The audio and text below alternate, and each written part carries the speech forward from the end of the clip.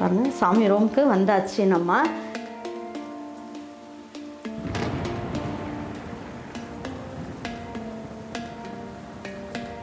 எங்களுடைய ஆசம்மா பெருமாள் குடும்பம் இது. இந்த சைடு பார்த்தீங்க அப்படின்னா சிவ குடும்பம்.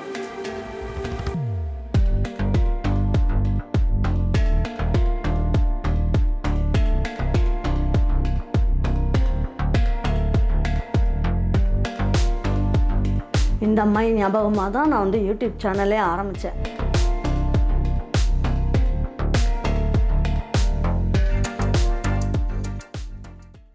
Hello friends, welcome to Erode அம்மாச்சி சமையல். இது நம்ம வீட்டு சமையல். இன்றைக்கி நம்ம பார்க்க போகிறது ஒரு சூப்பரான நல்ல ஒரு பாயாசம். அதாவது பாசிப்பருப்பு கம்மியாக போட்டு நிறைய பேருக்கு பாயாசம் நல்ல டேஸ்ட்டாக எப்படி செய்யலாம் அப்படிங்கிறத வீடியோக்குள்ளே பார்த்துட்டு, அதுக்கப்புறம் நிறைய பேர் என்கிட்ட வந்து நம்மளுடைய சாமி ரூமை டூர் போடுங்கம்மா அப்படின்னு சொல்லி கேட்டிருந்தீங்க.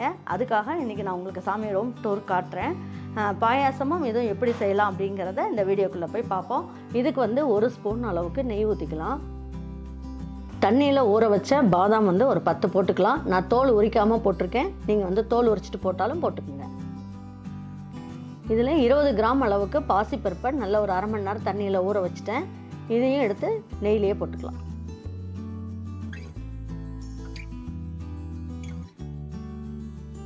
இதில் 20 கிராம் அளவுக்கு நமக்கு பச்சை அரிசி, அதாவது பாஸ்மதி அரிசி எடுத்திருக்கேன். உங்களுக்கு அப்படி இல்லைன்னா பொன்னி பச்சரிசி, ரேஷன் பச்சரிசி எது வேணாலும் நீங்கள் ஊற வச்சு போட்டுக்குங்க.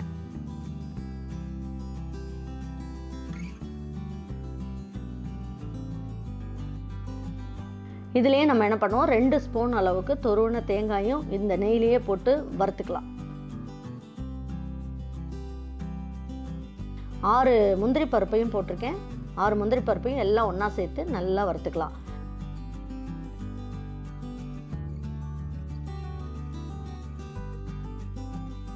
இதில் ஒரு 7 ஏலக்காயும் 1 பீஸ் அளவுக்கு சுக்கும் போட்டிருக்கேன். எல்லாத்தையுமே இதில் நல்லா நெய்லேயே வதக்கிடலாம்.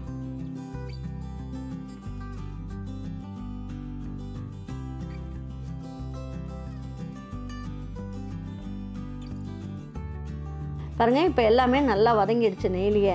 இப்போ இதை எடுத்து மிக்ஸி ஜாரில் போட்டுடலாம்.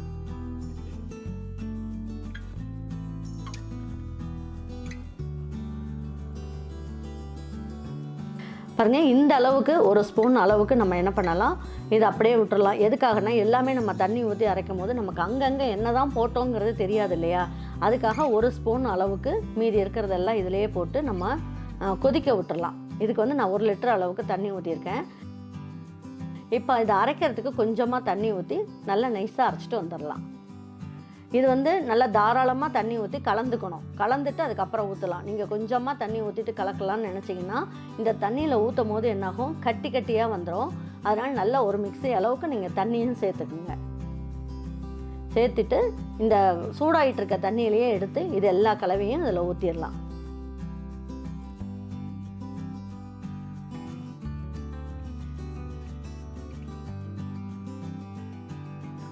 இப்போ என்ன பண்ணலாம், ஒரு 300 கிராம் அளவுக்கு வெல்லம், அதாவது 2 கப் அளவுக்கு வெல்லம் எடுத்திருக்கேன். அந்த வெல்லத்தை நம்ம வந்து கொஞ்சமாக தண்ணி ஊற்றி நல்லா பாகு மாதிரி காய்ச்சிக்கலாம். அதாவது வந்து கெட்டி பாகு தண்ணி பாகு அப்படிலாம் இல்லை, வெல்லம் நல்லா கொதிக்கிற அளவுக்கு காய்ச்சிட்டோம்னா போதும்.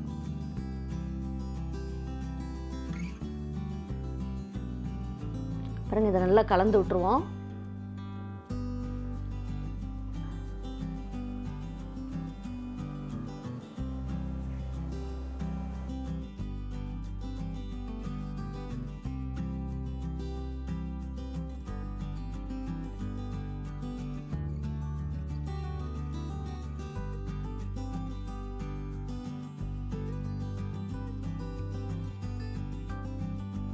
பாருங்கள், வெல்லமும் பார்த்திங்கன்னா நல்லா கொதிச்சிருச்சு. இதை ஒரு வடி வச்சு வடிச்சிடலாம்.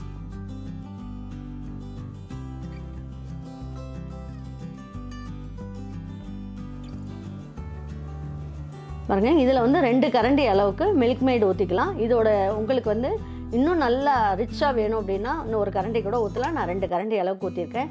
உங்களுக்கு இனிப்பு சுவைக்கு தகுந்த மாதிரி நீங்கள் என்ன பண்ணுங்கள், இனிப்பு சுவையை வந்து கூட குறைக்க பார்த்துக்குங்க. அது உங்களுடைய சுவையை பொறுத்து.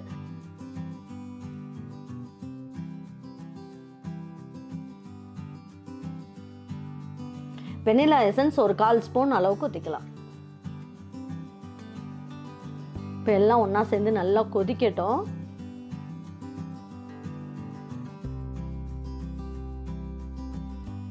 இப்போ 1.5 ஸ்பூன் அளவுக்கு நெய் ஊற்றிக்கலாம். இதில் ஒரு 10 முந்திரி பருப்பை 2 உடைச்சி வச்சுருக்கேன். அது நல்லா நெய்லியே வறுத்துருவோம்.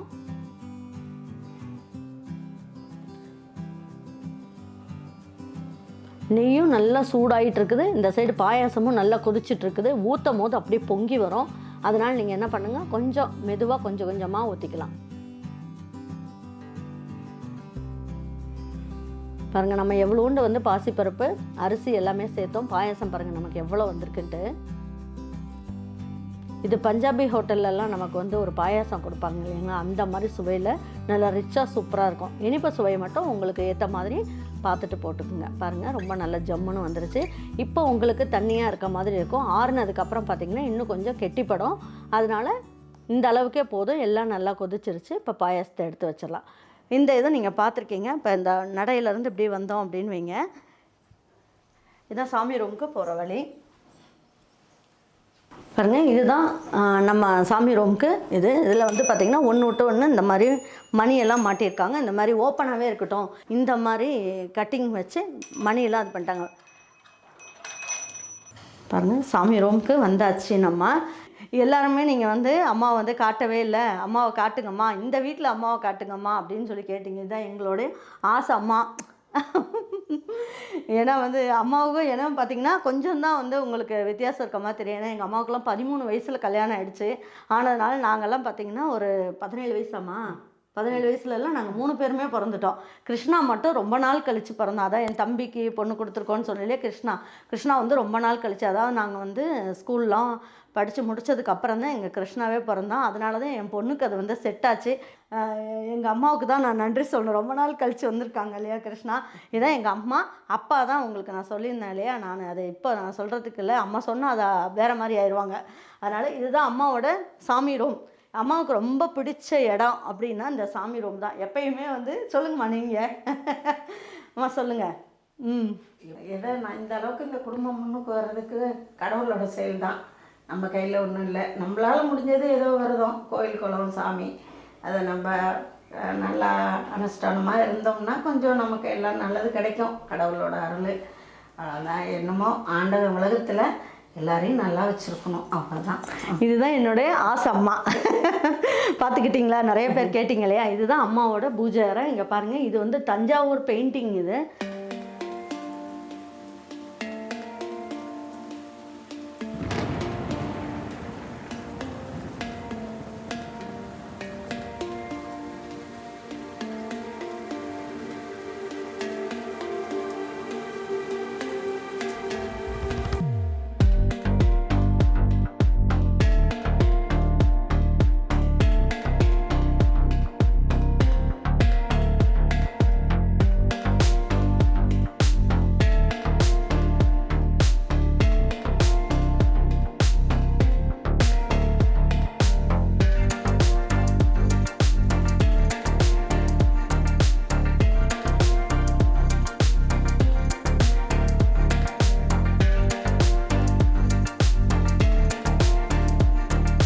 இது சின்ன தம்பி வந்து இதை பார்த்துட்டு எனக்கு இந்த மாதிரி தான் வேணும் அப்படின்னு சொல்லி கேட்டிருந்தாங்க. அதனால் பெரிய தம்பியோட ஃப்ரெண்டு அவங்க வந்து தஞ்சாவூரில் இருக்காங்க. அவங்க மூலியமாக பெயிண்டரை கூட்டிகிட்டு வந்து நம்ம பண்ணியிருக்கோம். இது வந்து விஷ்ணு பெருமாள் வந்து சயன கோலத்தில் இருக்காங்க. இது வந்து நமக்கு எல்லா சாமிகளும் இருக்காங்க பாருங்கள். பெருமாள் குடும்பம். இது இந்த சைடு பார்த்திங்க அப்படின்னா சிவ குடும்பம்.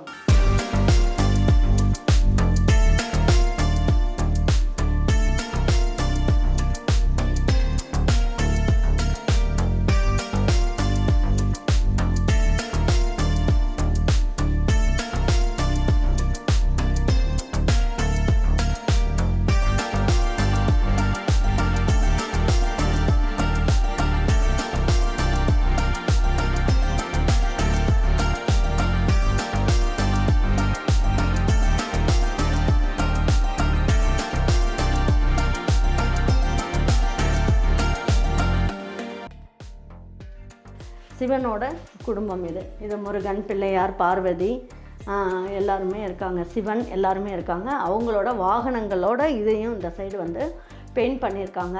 ரொம்ப அழகாக இருக்கும் பார்க்குறதுக்கு.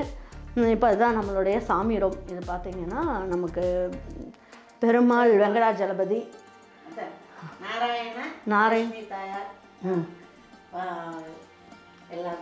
நாராயணா ஃபேமிலியோட இருக்காங்க. இதுதான் நம்மளுடைய சாமி அறை. இது மேலே எல்லாமே நம்ம அம்மா வந்து இதுதான் அம்மா வந்து முருகன். இதுதான் ஆதி காலத்துலேருந்து எங்களுக்கு வந்து அம்மா கல்யாணம் ஆகிட்டு சென்னைக்கு போயிருந்தாங்க. அப்பா டெலிஃபோன்ஸில் ஒர்க் பண்ணிகிட்டு இருந்தாங்க. அப்போ அம்மா வந்து சென்னை கல்யாணம் பண்ணி போயிருக்கும் போது யாருங்க வாங்கி கொடுத்தது? நாங்கள் வீட்டுக்கு போனால் ஹவுஸ் ஓனர் அம்மா வாங்கி கொடுத்தாங்க அவங்க கையால். அது ஒரு விளக்கும் எனக்கு அந்த முருகருதும். எனக்கு அப்போல்லாம் கூட அவ்வளோ சாமி எப்படி கும்பிட்றதுன்னெல்லாம் தெரியாது. அதான் அம்மா 13 வயசுன்றதுனால அம்மாவுக்கு எப்படி கும்பிடணும்னு தெரியாது. இப்போ வந்து இந்த முருகர் வந்ததுக்கு மேலே எனக்கு சாமி கும்பிடுறதெல்லாம் நிறைய வந்துடுச்சு. அப்படி இப்படியே எல்லா சாமியும் கும்பிட்டு துர்க்கே எல்லாமே விளக்கேற்றுவேன், போவேன், கோவில் குளத்துக்கெல்லாம் போயிட்டு வருவேன். ஆண்டவர் நமக்கு கொடுத்தது எதுவோ அது கடவுள் நல்லா கொடுக்கட்டும். அதுதான் இதுதான் பெருமாள். எல்லா சாமியும் அம்மா எந்த கோயிலுக்கு போகிறாங்களோ அங்கே எல்லா சாமியும் வாங்கிட்டு வந்து வச்சுருப்பாங்க. அம்மா விளக்கேற்றிருங்கம்மா.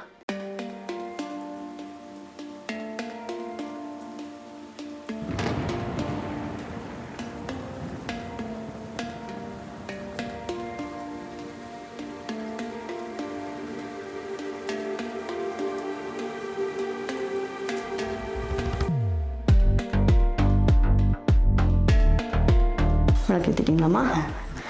எனக்குன்னு ஒரு விளக்கு வச்சுருக்காங்க. அம்மா நில்லுங்க, அம்மா நில்லுங்க, ஓடிடுறாங்க பாருங்க. அம்மா ஐயர் வந்திருக்காரு இன்னைக்கு.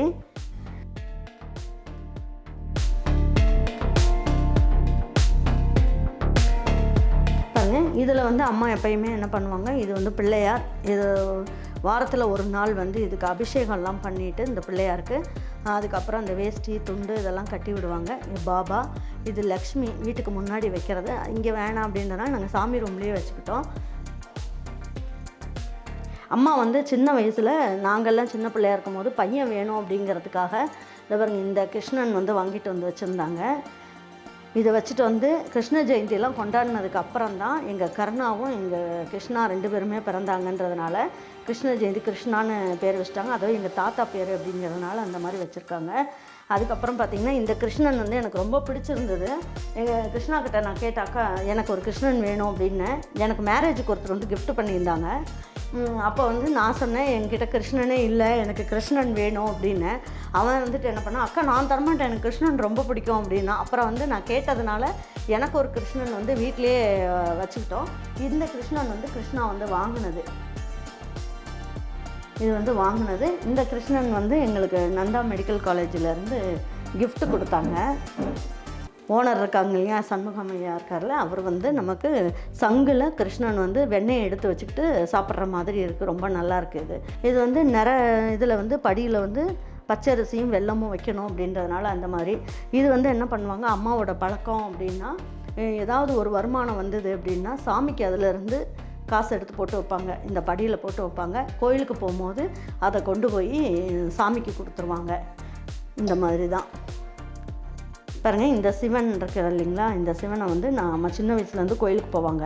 அப்போ ஒருத்தர் வந்து என்ன பண்ணாங்க, இந்த சிவனை கொடுத்து நீ சோமவாரம் விரதம் இரு, நான் நல்லா இருப்பேன் அப்படின்னு சொல்லி இந்த இதை கொடுத்ததுனால தனியாக வைக்கக்கூடாதுன்றதுனால ஒரு சந்தனத்தை இதில் வச்சு அம்மா அதில் வச்சுக்குவாங்க. எப்பயுமே வச்சு தான் பூஜை பண்ணுவாங்க. பாருங்க, இந்த ரூம் பற்றி சொல்லணுன்னா இதில் வந்து ட்ராவெலாம் வச்சுருக்காங்க. இதில் இந்த சந்தனம், குங்குமம், அதுக்கப்புறம் எல்லாமே எலுமிச்சம்பழம் எது வேணுமோ அம்மா அதில் வச்சுருப்பாங்க. அப்புறம் இதில் வந்து பார்த்திங்கன்னா இது படையல் போடுறதுக்கு, சாமியெல்லாம் கும்பிட்டுட்டு பொங்கல், தீபாவளி அந்த மாதிரிலலாம் இதில் இலை போட்டு சாமி கும்பிடுவாங்க. கீழே குனிஞ்சு பண்ணுறதுன்றது அம்மாவால் முடியாது, அதனால் நாங்கள் இந்த மாதிரி அம்மாவுக்கு செஞ்சு கொடுத்துட்டாங்க. இதெல்லாம் பார்த்திங்கன்னா சாமிக்கு தேவையான ஊதுபத்தி, கற்பூரம்லாம், இந்த பூவெல்லாம் கட் பண்ணி வைக்கிறதுக்கு, அந்த மாதிரி பாக்கு, ஊதுபத்தி, கற்பூரம், அப்புறம் யாராவது வந்தாங்கன்னா மஞ்சள், குங்குமம் கயிறோடு வச்சு கொடுக்கறதுக்கு அப்படி வச்சுருக்காங்க. இது வந்து தர்ப்பப்புல்.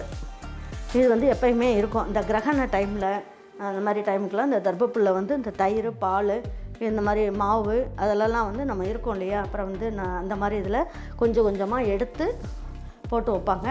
அப்புறம் பார்த்திங்கன்னா இது வாசப்படியிலையும் அந்த கிரகண டைமில் கொஞ்சமாக எடுத்து வச்சுருவாங்க. அப்போ வந்து அந்த கிரகண தோஷம் இருக்காது அப்படிங்கிறதுக்காக தர்பப்புல் எப்பயுமே வச்சுருப்பாங்க. இது அரிசியெல்லாம் வந்து எப்பயுமே வந்து என்ன பண்ணுவாங்க, இந்த கலசம் வைப்பாங்க அம்மா. இது பாபா, இது ஷீரடி போயிட்டு வரும்போது தம்பி வாங்கிட்டு வந்தது. இது வச்சுருக்காங்க. தம்பியே இல்லை அம்மாவுக்கு யாரோ கிஃப்ட் பண்ணாங்கன்னு நினைக்கிறேங்க. சாய்பாபா கோயிலுக்கு போயிட்டு வாங்கிட்டு வந்து கொடுத்தாங்க. சாய்பாபாவோட பாதம் இதில் இருக்கும். இதுவும் மாதிரி ட்ராவ், இதில் வந்து விளக்குங்கள்லாம் இருக்கும். எல்லா விளக்குங்களும் எடுத்து இதில் வச்சுருக்காங்க. பித்தளையெல்லாம் வச்சுருக்காங்க. அப்புறம் பிள்ளையாருக்கு வேஷ்டி இதெல்லாம் இருக்கு இல்லையா, இதெல்லாம் துவைச்சி இதில் எடுத்து வச்சுருவாங்க. இதுதான் நம்மளுடைய சாமி ரூம். இதில் பார்த்திங்கன்னா இதுவும் வந்து டைல்ஸ் தான். இது வந்து இந்த உட்டனுக்கு ஏற்ற மாதிரி இதை ஒட்டி வச்சுருக்காங்க. இதில் நாங்கள் வந்து என்ன பண்ணியிருக்கோம், கோலம் வேணுன்றதுக்காக இதை போட்டு வச்சுருக்காங்க. ஆனால் மாக்கோலம் தான் போடுவாங்க எப்பயுமே, இன்னுமே தான் போடுவாங்க. நான் வந்து இந்த கோலம் போட்டு வச்சுருக்காங்க. இது எங்கள் இன்டீரியரும் வந்து இதை ரொம்ப ரசித்து செஞ்சாங்க. ஏன்னா எங்கள் தம்பிங்க 2 பேருக்குமே வந்து இந்த மாதிரி டெக்கரேஷன் பண்ணணுன்னு ரொம்ப பிடிச்சிருந்தது. ஆனால் அதுக்கேற்ற மாதிரி இன்டீரியர் டெக்கரேஷன் அவர் பண்ணுறவங்களும் வந்து ரொம்ப நல்லா பண்ணி கொடுத்தாங்க. எங்கள் இன்ஜினியருமே அந்த மாதிரி நல்லாவே பண்ணாங்க. ரொம்ப நல்லாயிருக்கும். இந்த சேர் வந்து அம்மா வந்து பூஜை பண்ணும்போது இல்லைன்னா மஞ்சள் குங்குமம்லாம் வைக்கும் போது இந்த சேர் போட்டுட்டு இப்படியே உட்காந்துக்கிட்டு மஞ்சள் குங்குமம்லாம் வைக்கிறது இதெல்லாம் செஞ்சுக்குவாங்க. இதுதான் நம்மளுடைய சாமி ரூம். நிறைய பேர் கேட்டுட்டு இருந்தீங்க. இது வந்து அப்பா.